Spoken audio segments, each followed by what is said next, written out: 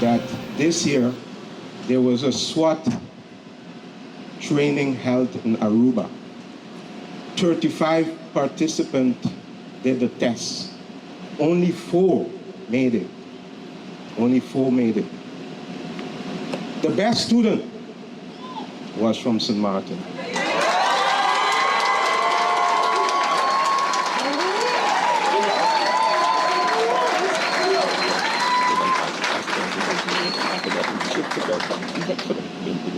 So thinking about the future in a 5-star organization that we want to build, we also managed to send 2 officers to the Canadian Police College to study executive management in policing. So strategic policing. Also finalized their study after a year with high honors. I want to ask Ms. Dinsha Muller and Ms. Keisberg to stand. These folks, we also want to give you a plaque. Again, Mr. Laito, congratulations. And the plaque said, Mr. Alfred Laito, October 08, 1991 to May 1st, 2024. Never underestimate the difference you made and the lives you touch. Happy retirement, my brother.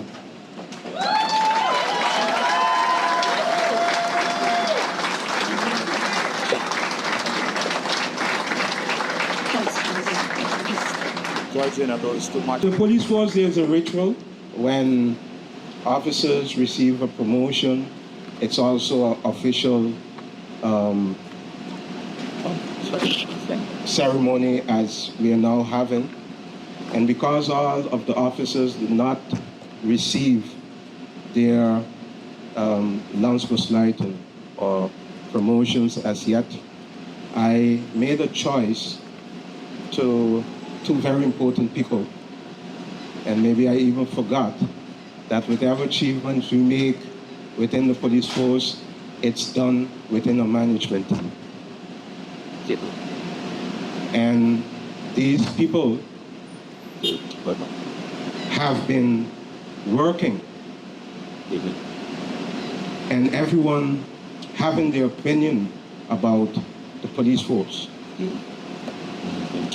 The 10th of October this year, we will make 14 years of being a police force. Go back to all the other police forces you know and see how long it took them. But 14 years, we have built a police force, and 14 years, no one could have said we were closed one day. We answered every call, every day.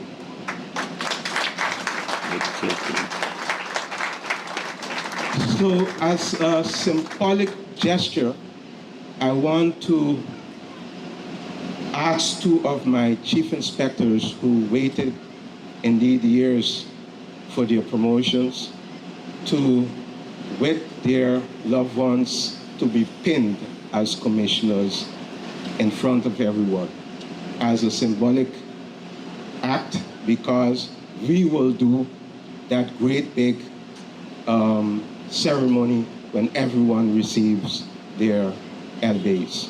I would like to call Mr. Baptiste and Mr. Kaut forward.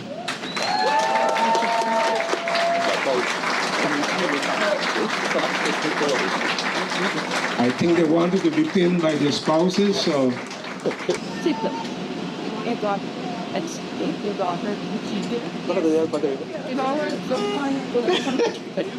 You take a picture, right?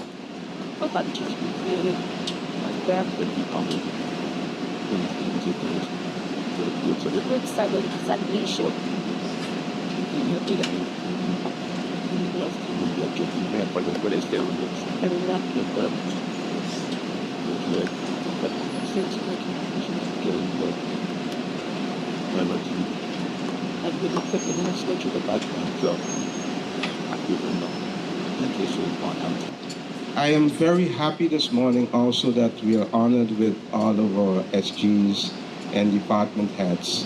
To be honest, I know what we go through to have it done. So my appreciation to you, my thanks to you, to the ones that we sit long hours together and brainstorm and speaking about the community. Thank you very much for those insights. I need to move on to the cadets before finalizing. You may have heard in the other speeches of this great expectation, but I doubt you really understand what is being said to you. I'm going to give you the chance, after I try to describe it a little in a St. Martin twang, what is going to be expected to you. I want to still give you the chance, with your diploma, that you can use anywhere on this island, to say no and move away. The expectations will not weigh with the money. Everyone said it. It's not a job. It's not just a job. It has to do something with feeling. Let me try to describe it.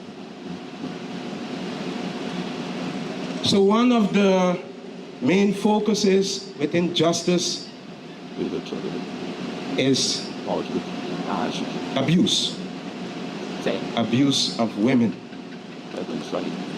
You will be called every day to go to these situations. And when you reach, most of the times you'll have a scuffle with a gentleman. Do you know what will happen? The lady that calls you will jump on your back. You will be expected to set law and order in the school area of St. Martin. You know what will happen? The day that you hold one of those students too hard, the community will call you to order. You will be expected to stop the bike riders, one wheel. You will be expected to stop them.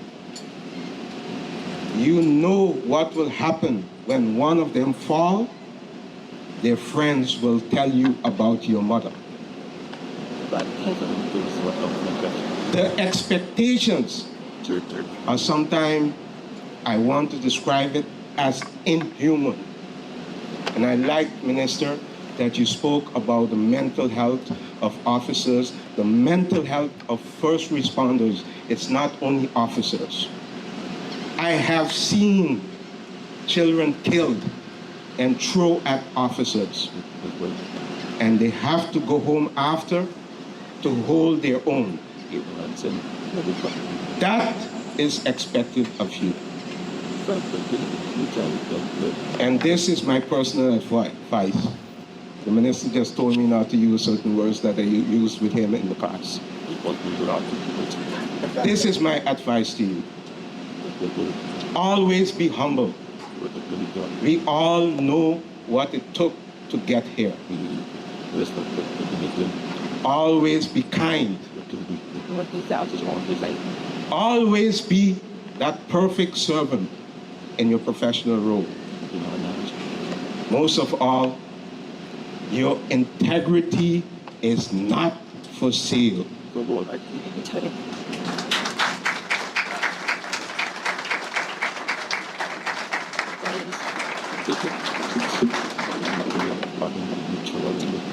So, with you standing, you still want to accept this job? If yes, please stand.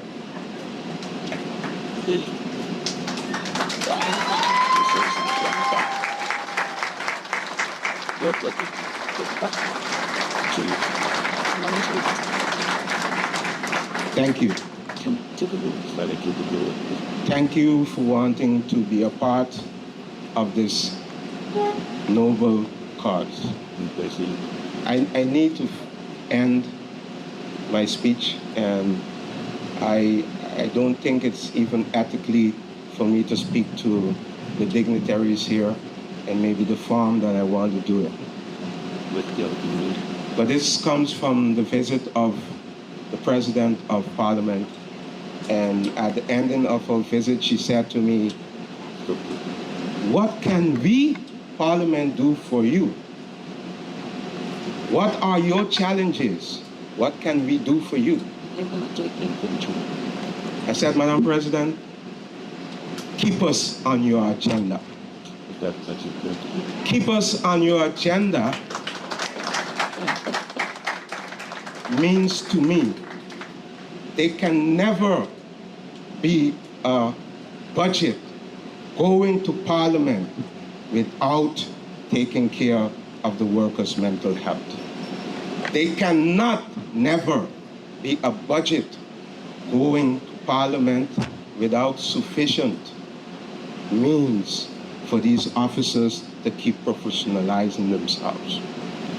There can never be a budget going to Parliament which do not take into account the safety and security of the workers, not only within justice, not only within the police, but our first responders."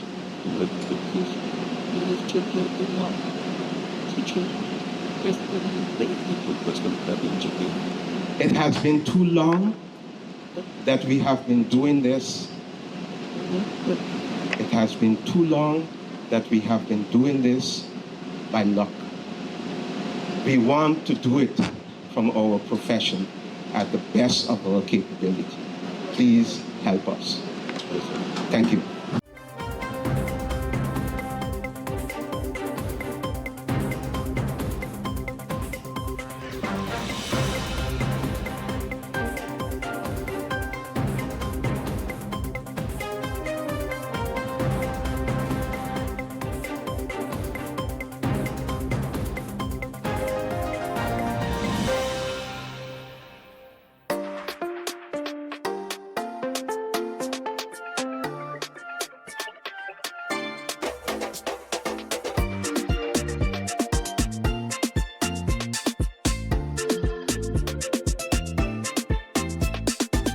For all of life's twists, turns, and defining moments, RBC is a blend for all of you.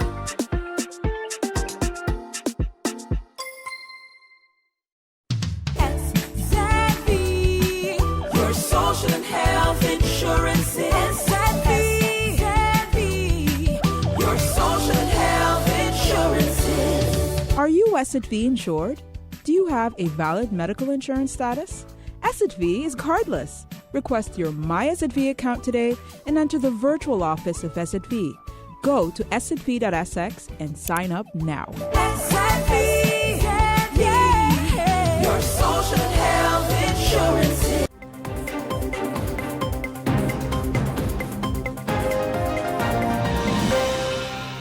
The caller is right. I think the governor have reached to a stage where he allowed himself to be politically compromised, and we shouldn't mince our words with it anymore. He was appointed by the National Alliance, and that's what he's performing. And that's what he's performing, and that's what's been happening, carrying out the wishes and everything of them. So he have aligned himself politically, so he's not that person now that you can count on and say, well, he's fair and just, because, again, you can see what's happening. But have you stated what his problem is, specifically with the two MBAs that he's not signing? But I think he's using the reports that was sent to him, and if you realize, Rayon wrote him a letter and telling him, but I have a clean report, I have a clean record, I have a clean police record. Okay, I have all of these things. So what you are saying basically in the report is not true. It's not factual, because I have a clean report from the Prosecutor General. I have a clean report from VDSM. I have a clean report from the police record from the former minister, and I have all these things. So why are you saying that you have a problem with these things? That's on the side of Rion. And then on the side of me, he is saying that, oh yeah, you are a suspect. And that's what I'm telling him. I say, yeah, but that's Suspect in what? okay, of an investigation. And I said, yes, that's what it is. But what does the law state? What does the law say? And it is clear in the law. Suspect, conviction, those things doesn't bar you from being a minister. It doesn't. It's not like how it is in Curacao. Everybody have a law specifically for it. We don't have a law. And then the governor started out talking about, oh yes, but how does it look internationally and how does it look in the world? But that's not for you. You're not the individual to levy moral condemnation on no one. That's not for you. And then when he realized that ain't going to fly, in his speech, he started to talk about unwritten laws and unwritten norms and unwritten all sort of nonsense that he started to talk about. But if these things are laws, they should be written. Look, listen, How do Fernando. you refer to it? Let me put this to rest and say it what it is. The simple fact of the matter is that everyone across the board that is affiliated to the National Alliance is trying to destabilize this government. And that's what it is. They're trying to break up this government. They're trying to put this government to the side that it shouldn't function and it shouldn't work. Those are the simple facts of it, and unfortunately, the governor is part of that too as well.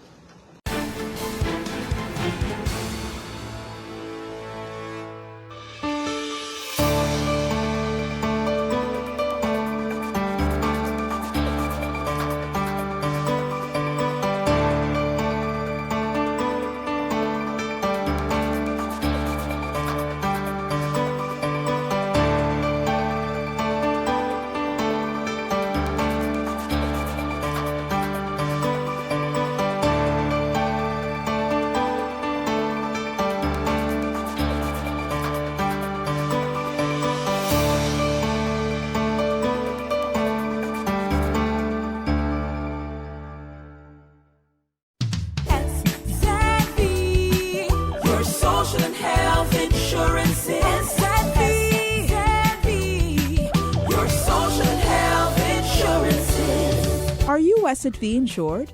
Do you have a valid medical insurance status?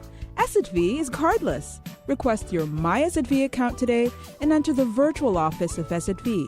Go to sxv.sx and sign up now. SXV, yeah. Your social health insurances.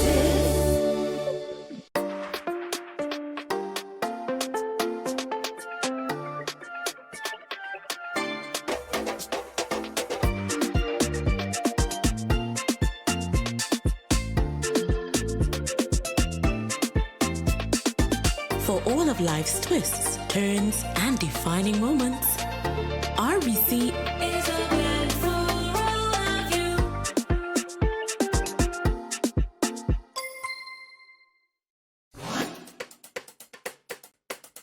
It's time for a new brand that is as bold, vibrant, and colorful as the island of St. Martin, with colors drawn from our diversity, cultural heritage, and nature. Our breathtaking beaches, waters, and sun. The majestic brown pelican, our national symbol. The radiant yellow sage, our national flower. The historic border monument signifying the Dutch and French sides. Our exciting cruise, yachting, and boating ports. Renowned Maho Beach and St. Martin Airport, the hub to the Caribbean. All these parts come together to create the shape of the island of St. Martin. More than a logo. It's a new brand that engages, excites, and will inspire travelers to book. It's time to tell the St. Martin story, to reintroduce travelers to St. Martin, to honor our past, to embrace our present, and shape our future. Our culture and diversity. Dutch and French sides, unrivaled cuisine, twice the nightlife, entertainment, and shopping. Cruises, boating, and yachting. Twice the adventure, exploration, and relaxation. Splendid and scenic accommodations. Pinel, Tentamar, and island hopping in the Caribbean. Whatever your taste, St. Martin has more. Experience twice the Caribbean.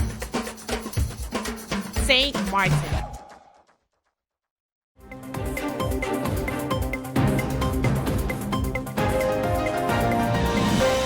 The past 2 weeks, over 24 partner nations totaling approximately 1,300 persons came together from across this hemisphere, taking part in training exercises and building strong relationships and expertise on land, at sea, in the air, and even in the cyber domain.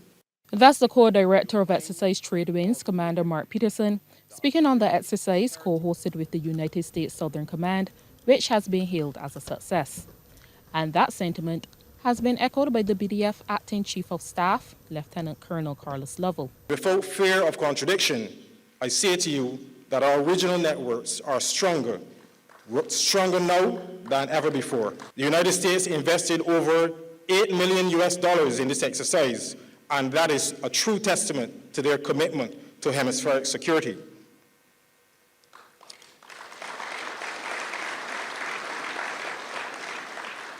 Ambassador Nice and Admiral Halsey, on behalf of a grateful region, please accept our collective thanks and appreciation. The acting BDF Chief of Staff also thanked the Barbadian public for embracing the exercise. The Barbadian people have embraced Trade Winds exercise this year like none other before.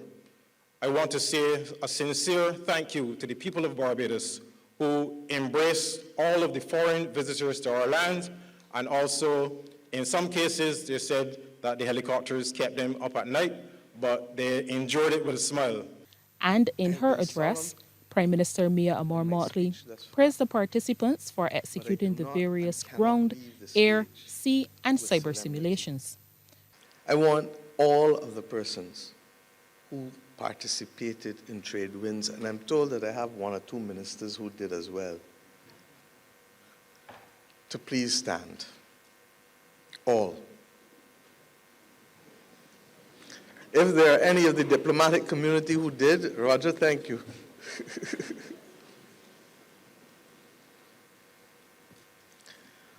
On behalf of the region of the Caribbean community, on behalf of this country, I want to salute you for your service. I want to salute you for your willingness to be able to give of yourself. For those who have never served in high office, let me remind you that if you ever did, you would appreciate each and every person who is standing. Because to put your life at risk when there is no other life that you have is the highest form of service known to mankind. During the official closing, the respective co-leads received special tokens from U.S. Ambassador to Barbados and the Eastern Caribbean, Roger Nias. I want to recognize 4 individuals, and I'd ask you to come up. So Commander Mark Peterson, the Barbados Defense Force Exercise Co-Lead, please join me. I have Colonel Chip Carrolls, please join me. Ms. Rosie Sandoval, the Army South Co-Lead and Lead Planner. And Major Angela Valsine of the U.S. Southern Command. And I actually ordered custom challenge coins that have my Native American tribe on one half and the Eastern Caribbean and Barbados on the other. So I'm going to share a challenge coin with each of our co-leads and each of our leaders that made this possible. Next year, Exercise Trade Winds will be held in Trinidad and Tobago. Rianne Phillips, CBC News.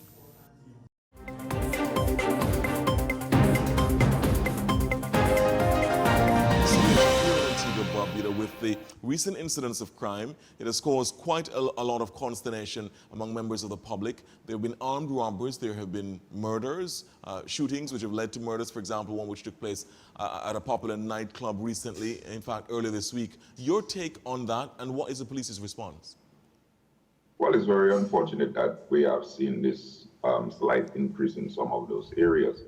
Um, Normally, we see that closer to the carnival season where there is a little uptick in criminal activities. But we are very much concerned about it. And even prior to most of the reporting that is now taking place, we were much more proactive this time, and we are taking some necessary actions in terms of the increased patrols, the increased stop and search. And we just want to assure the public that we are concerned. We are putting our best effort out there to minimize the situation. We have had the support of the government. About 2 weeks ago, we had a meeting with Cabinet, and we identified some of the areas of needs we had, and I'm happy to say that the Cabinet was very responsive to us, and we left that meeting with quite a few of the things that we wanted to assist us in our efforts. So the police force is mindful of what is happening. We are very much committed to continue to press on to keep Antigua and Barbados safe. As I normally say, we would like just to sit back and compare with other countries that we are not doing as bad as them, but every crime is affecting some family in some form or another, and it's also affecting the general public. So we are not going to be complacent. We are going to continue our effort. We are going to continue to be visible to the public that we are making strides when it comes to addressing any criminal activity in our community.